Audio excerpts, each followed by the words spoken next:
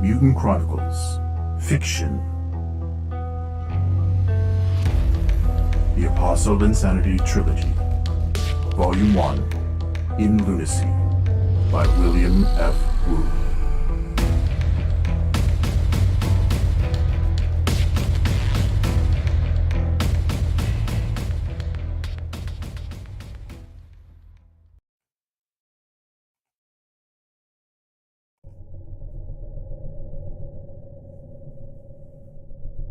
Chapter 1. Pam Afton slipped silently through the shadows on the third floor of Bauhaus Manufacturing Center 6. Unusually tall for a woman, she had to bend low to remain hidden by the robotic machinery around her.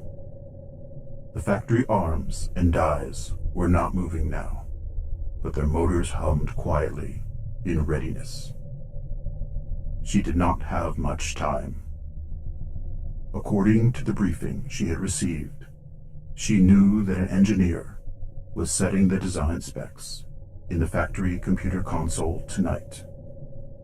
As soon as she had finished, she would activate the entire factory. When he did, this center would begin rolling out a new shipment of Bauhaus MP-105s, their standard sidearm, by the thousands. Bright light at the far end of the floor told her where to find the engineering console. She felt a familiar surge of adrenaline as she worked her way toward it. In all likelihood, she would find only engineers and technical staff on this level, but she could not be certain. On her way in, she had evaded normal Bauhaus security. As she worked her way forward, she stayed close to an interior wall. Tall vertical windows, looking out over one of the many underground levels comprising Lunacy here on the moon, lined the opposite wall. The finest level of the city was on the terraformed surface, but the industrial centers and most of the ordinary residences and businesses lay here underground. Since the time was near 11 p.m., windows opened on artificial night. If she had moved under them, her reflection might have shone in the windows and could attract the engineer's attention. Pam felt the sweat running freely inside her light composite armor and helmet. She was slender and kept herself in excellent condition, freeing her now to slip through narrow spaces among the motionless factory robots. Shoulder straps crossed her back, holding a small backpack, and ran between her legs, then up onto her shoulders again. A small metal box with a narrow hole through the middle hung from them in front of her waist. She might need that to escape later. A beeping tone up ahead, followed by a man clearing his throat, helped her place the console more precisely, though it remained out of sight. She hoped she would not have to kill the engineer. As a freelance operative, she had been hired by a representative of her old employer, the Capital Megacorporation, specifically to sabotage the manufacture of weapons on this level of this Bauhaus Manufacturing Center. Bauhaus was one of their major competitors. She respected the weapon, but she knew nothing and cared nothing about the business. Of course, she realized it must have been competing effectively with a capital product. Unlike most freelancers, however, and most other people here on Luna for that matter, she took pride in her own code of conduct. Part of her code required that she do exactly the job she had accepted, and she would fight her way through the task if necessary, and fight her way out of trouble if it developed. In the past, she had accepted and carried out assassination assignments. However, killing and injuring others without reason and random destruction of property were outside her personal code. Pam worked her way through the lengths of the floor, ducking low and clinging to the shadows. Now she had reached the edge of the pool of bright light. At this end of the floor, a single engineer sat before her, a large computer console on a raised platform. His back was turned to her, but she could see he was unarmed. She paused for a moment, listening. The motors hummed up and down the floor. She heard no sign of anyone else approaching. She drew her Sherman 74 M13 bolter, a light, oversized automatic gun, made out of hard composite similar to her armor. It doubled as a sap. Holding it close with the barrel upward, she crept quietly into the light toward him. The Bauhaus engineer, seated at the console, had short, light brown hair. He looked intently at the design on the computer screen, speaking quietly into the mouthpiece to make changes. Then he nodded to himself and sat back in his chair, letting out a deep breath. "All right," the engineer muttered. "That's it then. Computer, prepare to activate the manufacturing sequence of Bauhaus MP-105. Pam realized she had run out of time. She could no longer move silently. Abandoning stealth, she ran forward and jumped up the platform with a thump. Before she could reach him, however, he swiveled in his chair at the sound. "Hey, who are—" Pam leapt forward, bringing down the butt of the Sherman sharply. She aimed for the engineer's head, but he dodged to one side, swinging one hand to block the blow. He missed, but she hit the top of his shoulder instead of his head. His flailing hand slapped her helmet slightly ajar. "Don't move, and you won't be hurt," she said coldly. Sliding one arm expertly around his neck, she tightened her grip slowly and held the Sherman in front of his eyes, where he could see it clearly. The engineer froze. His face flushed as she tightened her hold. As he strained for breath, he began to struggle, but she held firmly.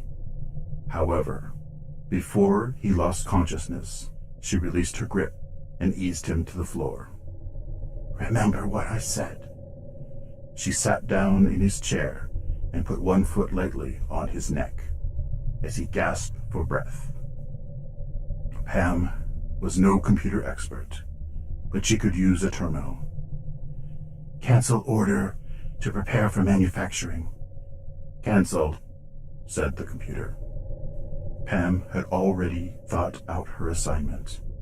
She had been hired to sabotage the weapon, which was the standard sidearm for Bauhaus troops, and was popular with many other people. If she simply turned off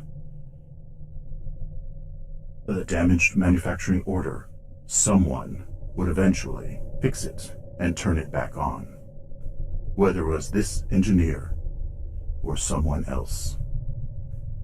What she had to do was force Bauhaus to make a major expense that could not bring any profit in return.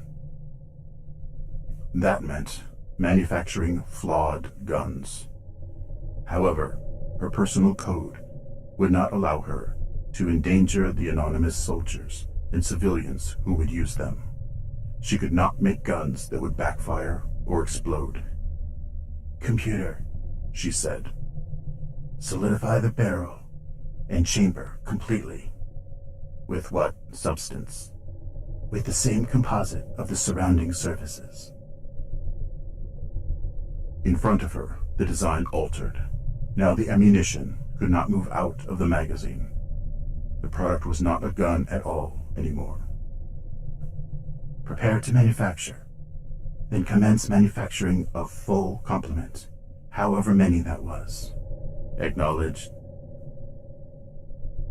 Where is the manual override on this system located?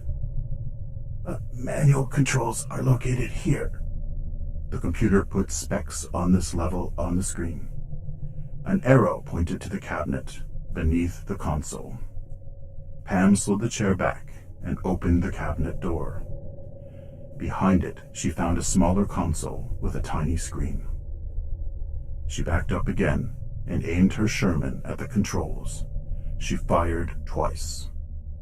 The sharp retort echoing up and down the floor. Then she slammed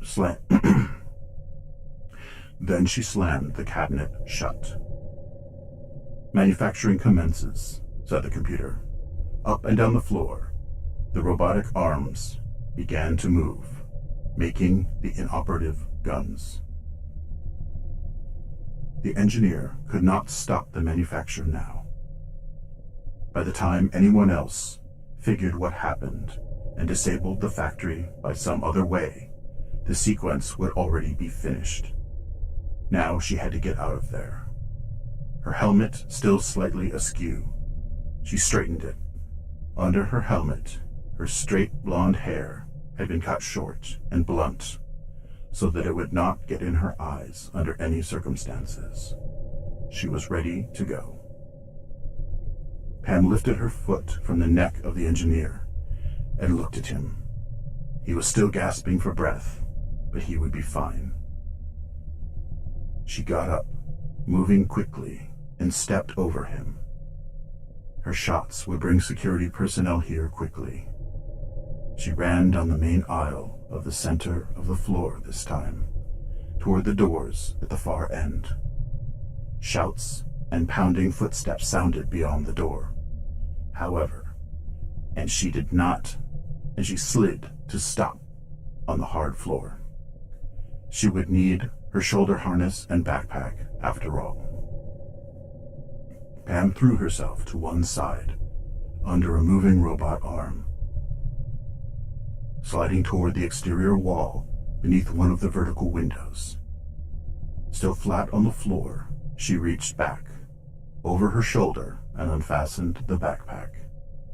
In the same moment, the doors burst open, and a Bauhaus security detail ran inside, weapons forward. Sweat soaked her.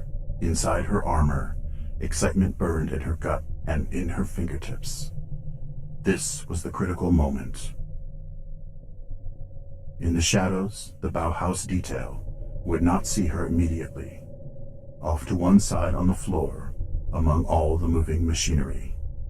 As they fanned out and advanced slowly, she pulled a thin roll of sturdy wire and a pair of tough, skin-thin gloves from her pack. She flipped one end of the wire through the narrow hole in the box at her waist, and then looped it around the leg of machinery, bolted to the floor, and secured it.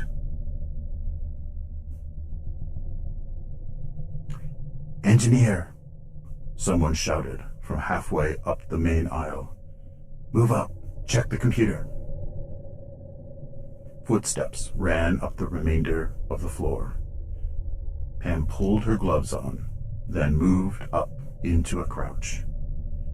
Taking careful aim, she fired in a quick line from the top center of the window all the way down the center in quick succession. The broken glass flew outward, instead of inward, on top of her. "Over there! Fire! Fire!" a man screamed. Pam sprang up on the sill among the remaining shards and simply jumped out the window. Bauhaus weapons blazed behind her and chewed chunks out of the wall as she fell through the darkness toward the street.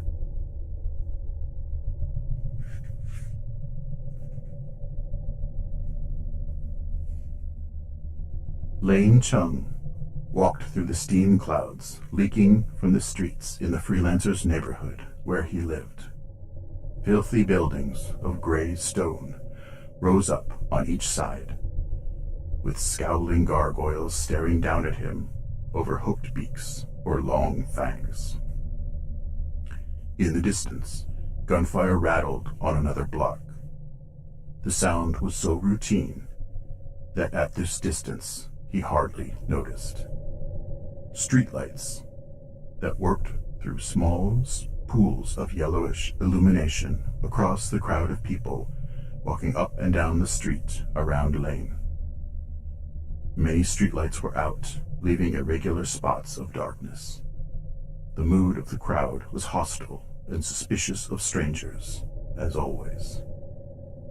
Lane arrived at the small, unassuming doorway of the Midnight Star at midnight, as he usually did. Like any inhabitant of Luna City, and especially the freelancers who habituated the Midnight Star, he paused just inside to glance around the crowd. With the steam of leaking street ventilation clouding around him, the other freelancers were loud and raucous, but he saw no sign of trouble.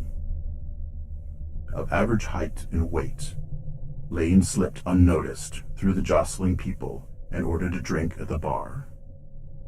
Then he found a couple of empty stools by the counter along one wall and worked his way to them. Lane sat quietly, as he normally did, looking around. Most of the people here were unemployed freelancers, as he was, hoping a prospective employer would come with an assignment that was just right for them. The competition was fierce, but anyone seeking a freelancer would come to this part of Luna City. So Lane hung out here with all of the rest. Every freelancer had a different history. Of course, though most had served at one time in the military of one of the megacorporations in space. Mishima, Bauhaus, and Capital provided most of them. Very few people ever left the service of Cybertronic, because once they became cyborgs, life in mainstream society left them permanent outsiders. The Brotherhood, the religious organization dedicated to fighting heresy, and the Dark Legion of aliens, also maintained the loyalty of its members. Lane drank slowly. If someone with a job offer came in, Lane wanted to present himself in a professional way. Most freelancers were not as particular.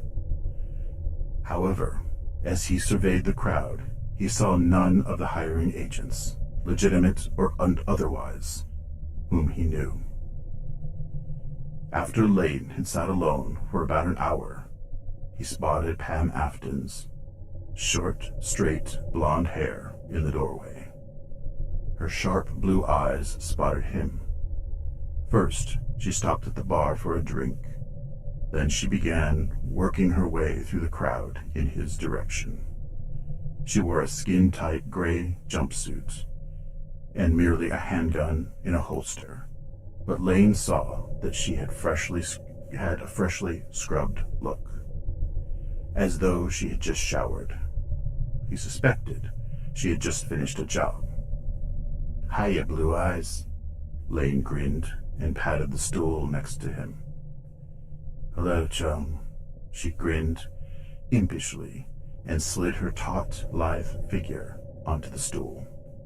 They had been colleagues and friends for 7 years, never romantically involved. She had joined his unit in the Capital Special Forces during his second tour, serving in the Martian Banshees. They had fought troops from Mishima Corporation with short-term successes, but never a final one.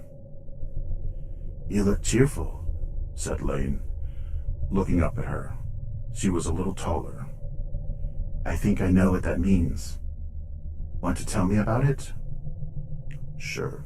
It was great." She lowered her voice and leaned close to him, An entire shipment of Bauhaus MP-105s that won't fire and can't even be fixed.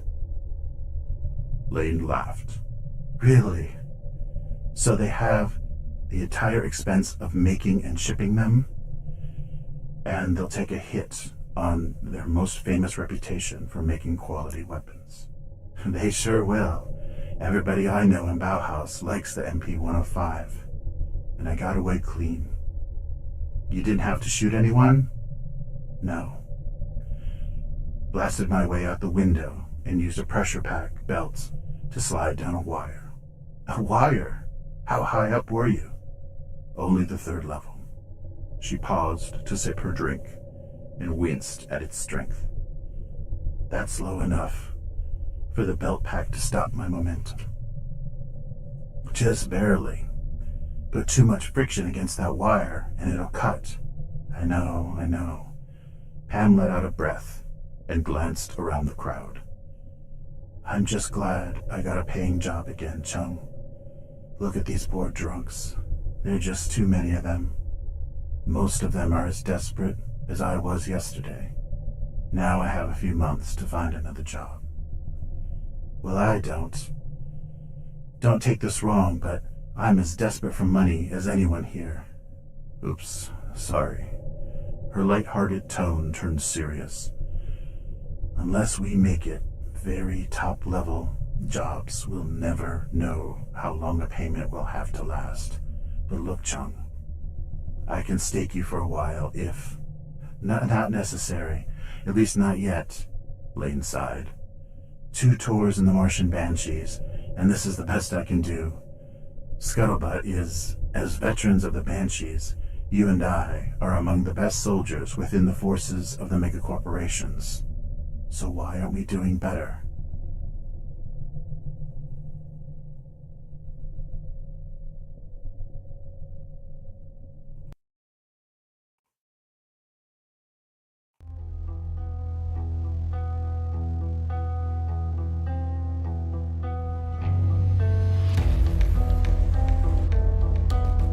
Mutant Chronicles, Fiction, The Apostle of Insanity Trilogy, Volume 1, in Lunacy, by William F. Wu. End of Chapter 1.